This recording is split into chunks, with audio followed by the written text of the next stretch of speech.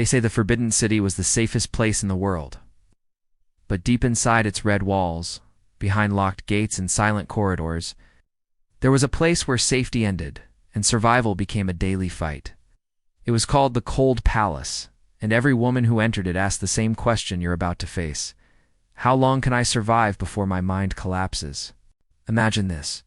You wake up one morning in the Ming Dynasty, still wearing the elegant silk robe given to you when you first entered the palace. You were once surrounded by music, perfumes, warm lanterns, and whispers of imperial favor. But today, you are dragged across stone courtyards, shoved through an iron gate, and told nothing except this. You will stay here. The gate closes. The guard walks away. And for the first time, you feel the meaning of the Cold Palace. The room you stand in is colder than winter, even though it is only autumn. The walls are gray, uncarved, and wet with trapped moisture. The windows are sealed with thick wooden boards. There is no bed, only a thin mat. There are no candles. The silence feels alive, like something watching you. This is where your test begins. Most people today think isolation simply means being alone. But in the Ming Dynasty, isolation meant losing your identity. Women here weren't just locked away, they were erased. Their names scratched out from palace records, their rooms left unmarked. Their stories silenced so completely that sometimes, when a concubine died inside the Cold Palace, no one remembered who she had been in the first place. Food arrives only if someone remembers. Usually a bowl of cold rice, sometimes spoiled. Water is brought in wooden buckets that smell like mold. There's no schedule, no warmth, no news from outside. Hours turn into days, days into months. And soon your greatest enemy isn't hunger, it's your own thoughts. Because here, time doesn't move forward, melts. You start counting footsteps outside the walls just to know if you're still alive. You whisper to yourself just to remember your voice. At night, the cold is so sharp that your fingers freeze and every breath feels like needles. No blankets, no stoves, no fire, because fire is a luxury reserved for the living. In the Cold Palace, you are not living. You are waiting. For what no one knows. Some women believed the emperor would forgive them. Others believed their families would come. But the truth was darker. Once you entered this place, you were meant to disappear without a sound. And yet, some survived for years. But how? That's where the story gets even more disturbing.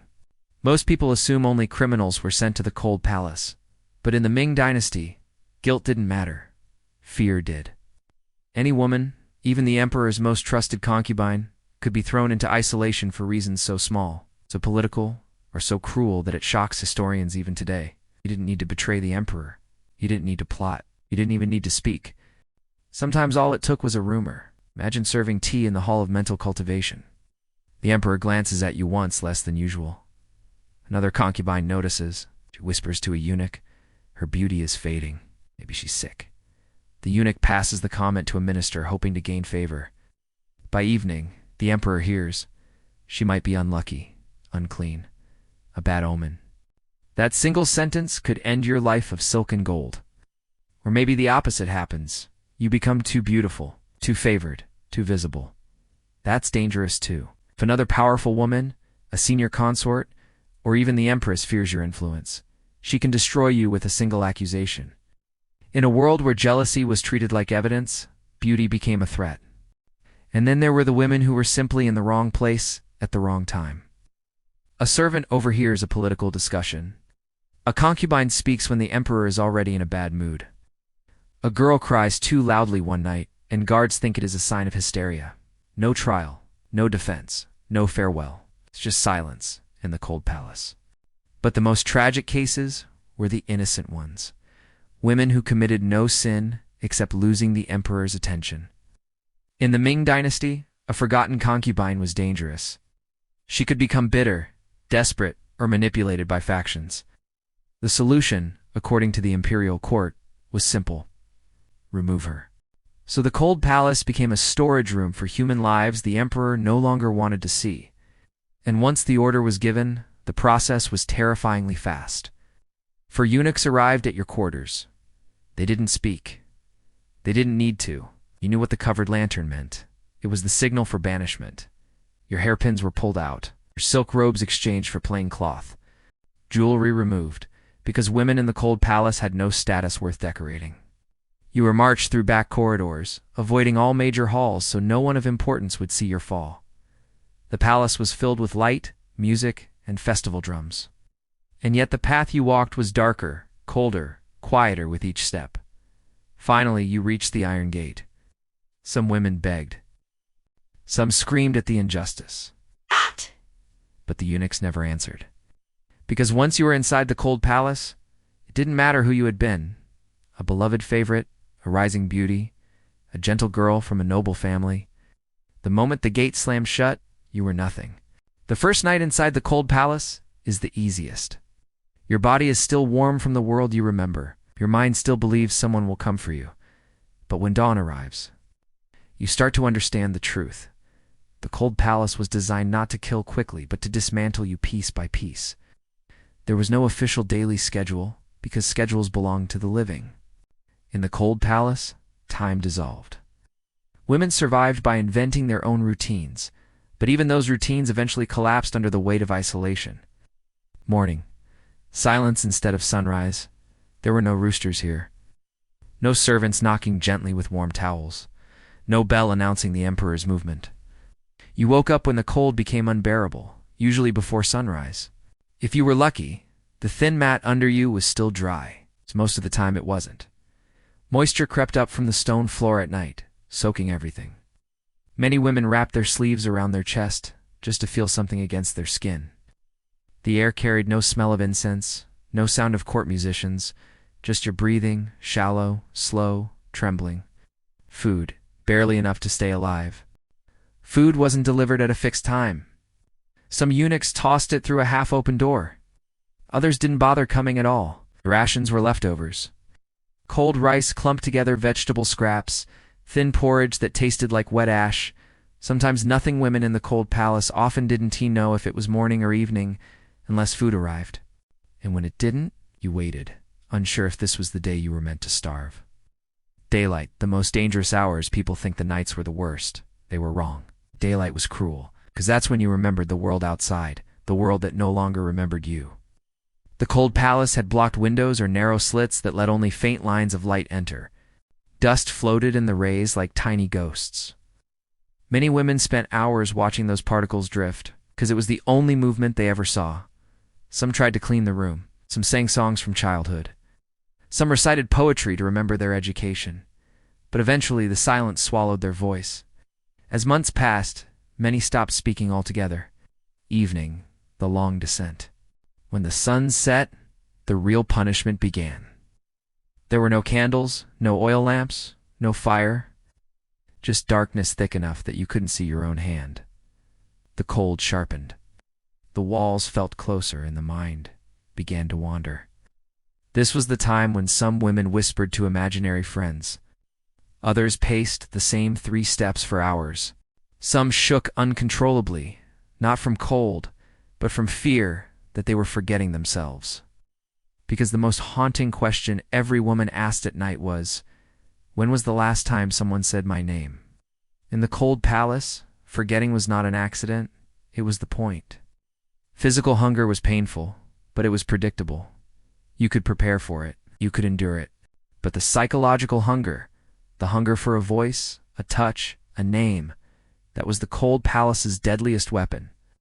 Because in the Ming Dynasty, isolation wasn't a punishment. It was a slow, deliberate erasure of identity. Most women didn't realize they were slipping until it was too late. The first stage, talking to walls. At first, you try to stay sane. You sit straight. You tell yourself, I am fine. Someone will come. But after days of no human voice, the silence becomes heavier than chains. Your ears strain for sound. A guard steps, a bird outside, anything, but the walls stay quiet. So you talk to them instead. Many women were recorded murmuring stories, childhood memories, poetry, prayers, as if the walls were listeners. In some cases, their voices echoed back so faintly that they believed someone was answering them. This illusion kept many alive. For a while, the second stage, losing the sense of time. Without sunlight, conversations, or tasks, time becomes your enemy. Hours feel like days. Days feel like months. Eventually, the mind stops tracking them. Historical notes from court eunuchs tell of women who asked, "What year is it?" cried when they learned emperors had died, children had grown, and entire political eras had changed without anyone telling them. In the cold palace, you weren't just forgotten. You were frozen in time while the world moved on. The third stage. Forgetting language, this was the most frightening sign. Some women stopped speaking altogether, not because they chose to, but because they forgot how. Their tongue felt heavy. Their mouth formed shapes without meaning. Words slipped away like melting snow. One Ming Dynasty record describes a former concubine who, after 10 years inside, tried to greet a visitor, and only a hoarse, broken sound came out. She collapsed in fear, realizing she could no longer speak her own name. Imagine that. Your voice? Something you've used since childhood, disappearing because your mind has no one left to use it on. The fourth stage. Hallucinations. This was the darkest stage, the one historians rarely talk about. Some women saw shadows moving in corners. Others heard footsteps that weren't real. A few believed the emperor was coming for them, only to wake up in the same freezing darkness. The human brain is not built for silence. When it hears nothing, it begins to create something. And every hallucination felt real inside those walls. The final stage, acceptance or madness by this stage. Women either retreated completely into silence, or convinced themselves they were still living in the glamorous parts of the palace. Both were tragedies, because either way, the cold palace had already won. Some women died quietly in the corner, their bodies found weeks later. Others survived for decades, but were never the same again. Survival here wasn't about strength, it was about how long your mind could resist disappearing. To outsiders, the cold palace looked like a simple punishment, a place to send unwanted concubines. But behind its locked doors was something far more calculated. The cold palace wasn't just a room, it was a political invention born from fear, power, and the dangerous game of imperial survival. Most people don't realize this. The Ming Dynasty emperors didn't create the cold palace because they lacked prisons. They created it because they feared something much more threatening: the women inside their own walls. The hidden political threat of women in the Forbidden City, concubines were not just companions. They were symbols of alliances, daughters of powerful families, potential mothers of future emperors, and possible tools for rebellion. A single concubine could change the course of the dynasty. A smile from the emperor could be interpreted as a political promise. A pregnancy could threaten the throne. So imagine how dangerous it was for the emperor to have dozens, sometimes hundreds, of women constantly competing for influence. Every one of them had family ties outside the palace. Noble clans, ministers, generals, all hungry for power. To control them, the emperor needed fear, not loud fear, not public punishments, but quiet fear, the kind that whispers, "If you disobey, you will vanish." And so, the cold palace was born. Vanished. Without bloodshed. Execution was risky. Killing a concubine with powerful family connections could start revolts or political backlash. But sending her to the cold palace? No blood, no scandal, no funeral, no evidence. She simply disappeared. This method protected the emperor. It kept the court stable, allowed ministers and eunuchs to remove threats without consequences. And because the cold palace wasn't officially labeled a prison, no one questioned it. It was punishment disguised as silence, the eunuch factor, power behind the curtain. The cold palace also served another purpose: strengthening eunuch authority. Eunuchs controlled the gates, food, and daily access to these isolated women. They could starve or help them, hide them or expose them, reward or destroy them. Inside those walls, eunuchs became gods. Some took pity on the women. Others used their power cruelly, withholding food, spreading lies, or even punishing women for imagined offenses. The emperor rarely knew. He didn't need to. In the Forbidden City, not knowing was safer. Oh. The emotional twist. But the darkest twist was this. Many women sent to the cold palace were not criminals at all. They were inconvenient, too beautiful, too smart, too loved, or simply trapped in a political faction they didn't choose. The cold palace wasn't a dungeon. It was a solution for the emperor, the court, and anyone who wanted a problem to disappear. This hidden purpose kept the cold palace alive for centuries, quietly swallowing the names of women whose only crime was existing in a world where silence was more powerful than truth. The cold palace was not a myth. It was not a legend told to scare young concubines. It was real, and the most chilling part is that the women who suffered inside it truly existed. Their stories survived only in fragments, whispered notes from eunuchs, secret diaries, and official records that were never meant to be public. These cases reveal the human cost of isolation, and each one is more tragic than the last. Case 1. The concubine who never knew the emperor had died.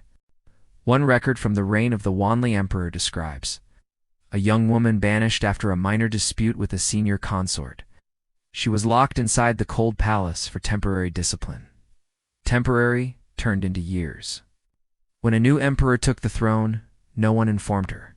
She continued preparing herself each morning, brushing her hair, arranging her robe, practicing polite greetings, believing the emperor might visit. When eunuchs finally opened her door after more than a decade, they found a woman who still spoke as if the previous emperor were alive. She did not understand where she was. She did not understand time had passed. She bowed to the eunuchs, thinking one of them was the emperor. Her mind had frozen in the moment. She was abandoned. Case 2. The woman who went silent forever. Another record tells of a concubine who refused to speak after being accused of jealousy. Not because she chose silence, but because she forgot how to form words. After years without human interaction, her voice deteriorated until she could only make soft humming sounds. When asked what her name was, she stared blankly. She genuinely did not remember. Her identity had been erased so completely that even she could no longer retrieve it. Case 3. The concubine who lived for 22 years. Some women died quickly. Others survived because the human body can endure horrors the mind cannot. One Ming Dynasty file describes a concubine who lived in the cold palace for 22 years. By the time she was discovered during a palace reconstruction, she was frail, partially blind, and unable to walk unassisted. Her hair was long, tangled, and white. She spoke softly to herself, calling out the names of court musicians who had died decades earlier. Her last words reportedly were, "Is the spring banquet ready?" She died still believing she could return to the palace life she once knew. Case 4. The girl who never saw adulthood. Not all victims were adults. Some were young girls brought into the palace as attendants. One such girl was accused of breaking a jade ornament, a crime she insisted she did not commit. She was thrown into the cold palace for disrespect. She survived less than a year. Her body was found curled against the wall, clutching a small piece of cloth that had once been part of her uniform. The pain behind the silence. These were not villains, were not traitors. They were women caught in the machinery of fear, politics, and secrecy. Their stories remind us that the cold palace was not just a place, it was a sentence, one that erased memories, voices, identities, and lives. If the cold palace was a prison, why didn't women just escape? Why didn't they try to shout for help or slip through the palace corridors? The truth is far more disturbing. Escape was impossible by design because the cold palace followed a set of hidden rules that turned isolation into a total trap. Most of these rules were never written in official documents. They survived only through fragments from eunuchs, guards, and palace workers who witnessed the system from the edges. Rule 1. No name, no record, no existence when a concubine was sent to the cold palace. The first thing removed was not her freedom, it was her identity. Her name was scratched out from residence charts. Her rank was removed from palace rolls. Her personal servants were reassigned to other women. This meant that, on paper, she did not exist. If she somehow escaped her room and begged for help, no one could verify who she was. Without a name, a woman was treated as a trespasser, or worse, as a mad servant. Erasing identity was the first cage. Rule 2. Locked gates, but not just locked, sealed. The gates of the cold palace were not simple doors. They were sealed with thick wooden bars and iron locks that only eunuchs from specific departments could open. These eunuchs rotated shifts, meaning no one guard held enough power to free someone. There were also double gates in some areas, one outer, one inner. Even if a woman managed to slip past the first, the second kept her trapped. It was a maze with no exit. Rule 3. No servants, no attendants, no witnesses. Most palace rooms had servants. Even low-ranking concubines had maids. But not here. The cold palace had no permanent staff, except the guards who delivered food. That meant no one to talk to, no one to report abuses, no one to hear cries, no one to help. Even if illness struck, complete isolation guaranteed obedience. Rule 4. Controlled food, a weapon, not a necessity. Food was delivered irregularly for a reason. Eunuchs used hunger as a way to control behavior. Some women received meals every day. Others were intentionally skipped to calm their spirit, a euphemism for punishment. If a woman became too loud, too desperate, or too rebellious, her food simply stopped. Rule 5. No burial rites without permission. Perhaps the cruelest rule was this. If a woman died inside the cold palace, she could not be buried without an imperial order. Some bodies waited days or even weeks before being removed because eunuchs feared handling them without official instructions. This meant other women lived with the knowledge that death would not free them quickly. Rule 6. No stories leave the walls. Anyone caught discussing what happened inside these rooms faced punishment. Eunuchs who talked risked flogging. Maids who spread rumors were reassigned or beaten. The cold palace could only function if it remained a secret system, hidden behind smiles and ceremonies. These rules ensured that once a woman entered the cold palace, she didn't just lose her freedom, she lost her world. The system wasn't built to punish, it was built to erase. Most people assume that once a concubine was released from the cold palace, her suffering ended. But for many women of the Ming Dynasty, freedom outside those freezing walls was not a return to life. It was a new kind of exile, because once the cold palace marked you, you never truly escaped it, a rare release. A political decision, not mercy. Very few women were ever released. When they were, it was not because someone took pity. It was because the palace needed them for something, a ritual, a political gesture, or a shift in power.